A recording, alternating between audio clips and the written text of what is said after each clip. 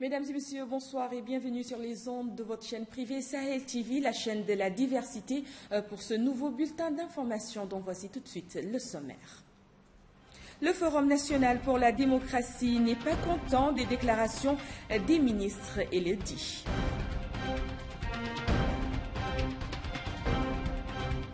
Validation de l'étude sur la valorisation du patrimoine naturel et culturel.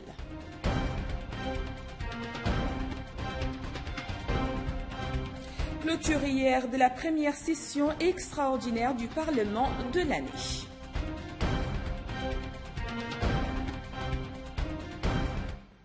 Merci, mesdames et messieurs, de vous joindre à nous pour le développement de toutes ces informations.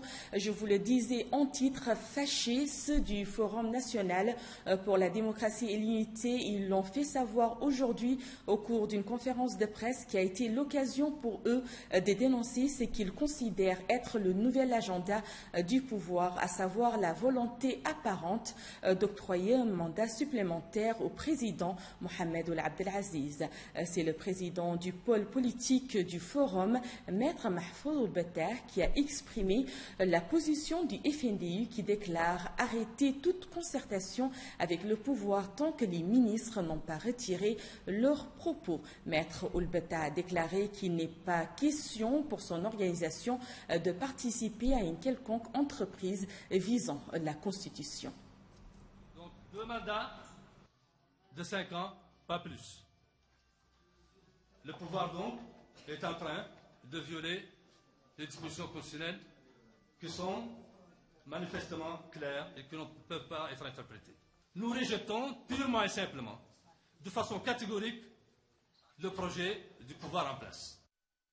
Une nouvelle communication du ministre de la Santé fait état de la création toute proche d'un centre d'alerte pour les maladies virales. La Mauritanie est exposée, comme les autres pays d'Afrique, à des épidémies qui ravagent de temps en temps le continent. C'est pourquoi le pays a besoin de créer ce centre d'alerte.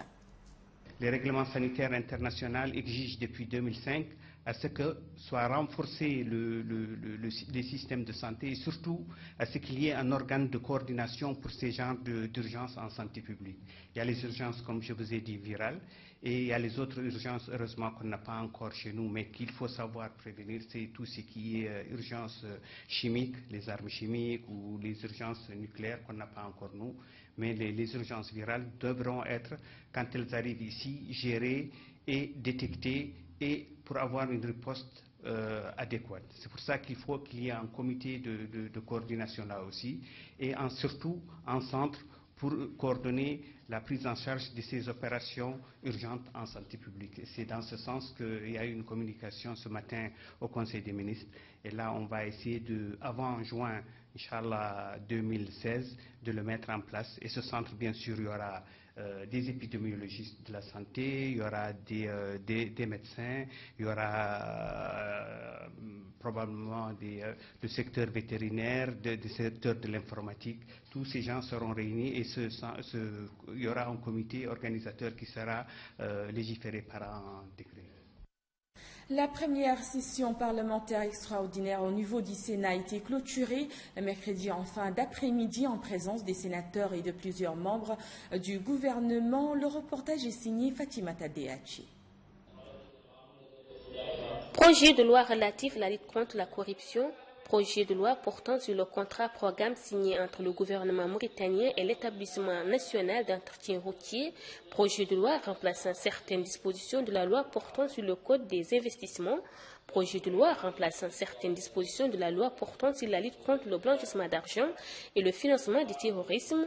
Et projet de loi remplaçant certaines dispositions de la loi relative à la lutte contre le terrorisme.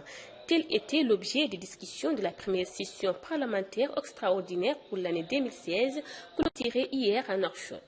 À cette occasion, le président de l'Assemblée nationale, dans son discours, a souligné que la présente session a été marquée par la discussion et l'adoption de plusieurs projets de loi qui consacrent les grandes constantes de notre développement et participent à la modernisation, au progrès et à la prospérité de notre peuple sur la base d'une politique axée sur l'ancrage de la stabilité et de la sécurité du pays. Il a ajouté que l'approche du pays face à ce phénomène a été largement saluée aussi bien sur le plan national qu'international en raison de sa réussite et des performances qu'elle a enregistrées au cours de ces dernières années, avant d'affirmer que l'une des manifestations les plus éclatantes de cette réussite a été l'organisation récemment en Nouakchott d'un colloque consacré au rôle des oulémas dans la lutte contre l'extrémisme et le terrorisme. Cette session extraordinaire a été l'occasion de plusieurs joutes oratoires entre députés de la majorité appuyant les membres du gouvernement et ceux de l'opposition, particulièrement du parti Tawassoul. Le point d'orgue de ces joutes était le faux débat autour du mandat présidentiel. D'abord, l'intermède du ministre de l'économie et des finances qui, cherchant toujours à jouer le rôle du politique de premier plan, s'est engagé dans une litanie qui l'a amené à dire que le changement ne peut intervenir au cours d'un ou deux mandats, mais qu'il faut 3, 4 ou même plus de mandats pour apporter les vrais changements. Ensuite, le ministre de la Justice qui, dans l'une de ses interventions, n'a pas hésité à provoquer l'ire des députés de Tawassoul quand il a évoqué la nécessité de demander au président de se présenter pour un troisième mandat. La couille, causée par ces affrontements verbaux, a finalement entraîné le retrait de certains parlementaires à l'issue de vifs échanges qui n'ont finalement rien donné. Les travaux de restitution et de validation de l'étude sur la valorisation du patrimoine naturel et culturel prennent fin cet après-midi à Nouakchott. Mais Mouna Saleh qui était, elle nous fait le compte-rendu. 2 journées durant, les élus et acteurs locaux des 16 sites classés patrimoine national ont débattu les résultats de l'étude de mise en œuvre du programme de valorisation du patrimoine culturel et naturel pour le développement des villes anciennes et leur environnement. Ce programme de valorisation est un programme intégré de développement décentralisé nécessaire au développement socio-économique des régions ciblées, selon le coordinateur du programme national intégré d'appui à la décentralisation, au développement local et à l'emploi des jeunes, qui est son principal partenaire financier. Ce programme va permettre de donner une seconde vie à ces cités-là, ces cités qui ont marqué l'histoire du pays. Et je pense que c'est ça l'avantage de ce programme. Mais il faut, nous, au niveau du programme national d'appel au développement local, nous pensons que ça rentre bien dans notre vision des choses. Nous appuyons les communes, mais nous partons des besoins à la base. Et je pense que demain, un musée dans une ville, ça va rapporter pour le tourisme. Mais à côté, il y a des investissements dans le secteur des affaires, dans les auberges, dans les infrastructures d'accueil, pour que ces cités soient des cités viables et de façon durable. Les maires des communes concernées par la mise en œuvre de ce programme sont impatients de voir le démarrage de ce programme qui est prévu dans les semaines à venir et qui suscite tous les espoirs. Nous sommes très optimistes que le gouvernement se soit impliqué dans ce domaine et qu'il ait eu la pertinente idée d'élargir le champ le nombre de ces sites historiques et que dans une action d'ensemble, il soit décidé à préserver et à sauvegarder ces sites afin de donner un coup de fouet au tourisme, à l'intégration de ces sites ainsi que de leurs habitants. Parmi les recommandations des participants, l'idée de choisir Ouadane comme site pilote et modèle du programme national a été fortement applaudie. Une reconnaissance méritée selon les députés de la ville. Choisir le site de Ouadane comme site pilote de ce programme est une évidence première du fait qu'il y a beaucoup de réalisations dans le cadre de la conservation et la maturité des habitants de Ouadane qui donnent une importance particulière à leur patrimoine, font que Ouadane peut être bien un site de lancement du projet.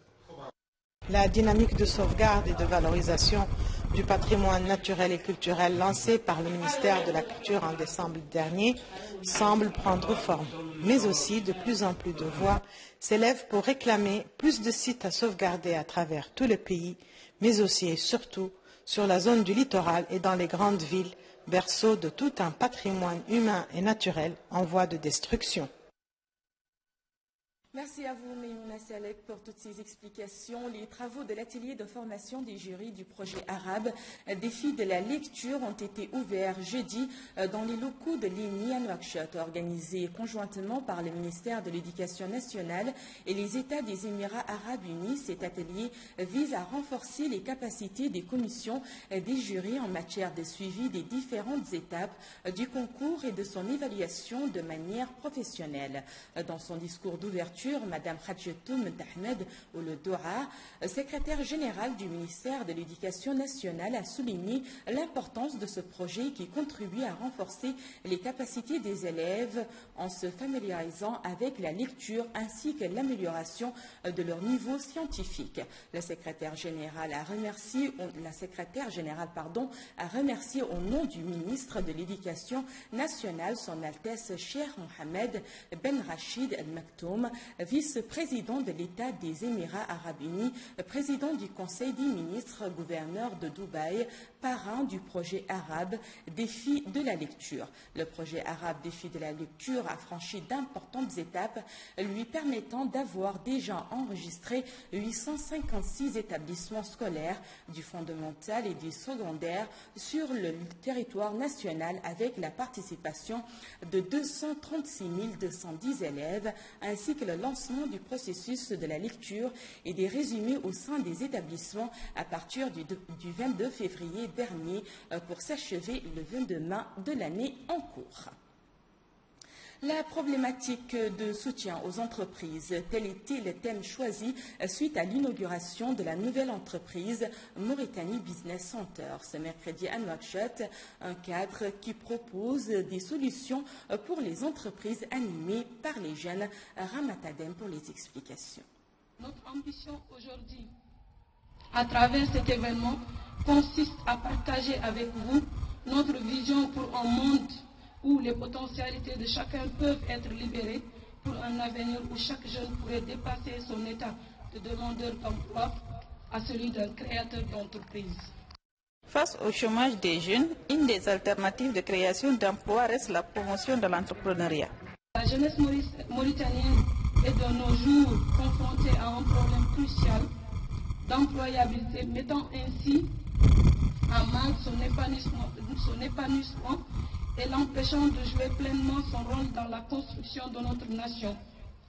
Une situation qui s'explique par les réalités socio-économiques et à l'intégration des jeunes diplômés dans la fonction publique qui n'est plus en mesure d'absorber tous les demandeurs d'emploi. En Mauritanie, beaucoup de structures d'appui aux entrepreneurs existent, mais peu de partenaires financiers pour concrétiser leurs projets. Il y a un domaine fondamental sur lequel cet appui est important. C'est la confection des dossiers pour le financement. Parce que la plus grande difficulté pour les petites et moyennes entreprises, c'est de trouver des financements. Le système bancaire actuel est formaté de telle manière à répondre aux exigences des grandes entreprises qui ont les systèmes de garantie appropriés. Et le système de microfinance, il est adapté aux besoins des plus pauvres. Mais entre les deux, il y a un palier intermédiaire où se situent les petites et moyennes entreprises. Ce palier intermédiaire, il est aujourd'hui vide. Et l'une des plus grandes difficultés, c'est que les entreprises, les petites et moyennes entreprises, ne peuvent pas confectionner des dossiers bancables.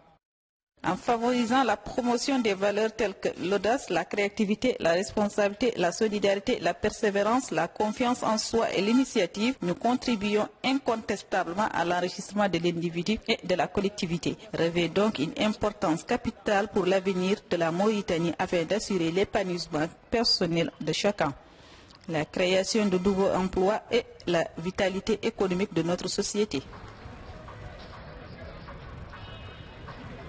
Et c'est ce reportage de Ramatadem qui met fin à cette édition. Merci à vous, chers téléspectateurs, de l'avoir suivi. Un grand merci à toute l'équipe technique et rédactionnelle. Avant de nous quitter, comme chaque soir, tout de suite, le rappel des principaux titres. Le Forum national pour la démocratie n'est pas content des déclarations des ministres et le dit.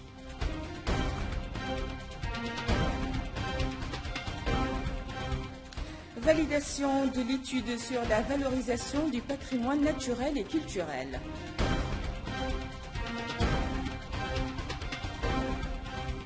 clôture hier de la première session extraordinaire du Parlement de l'année.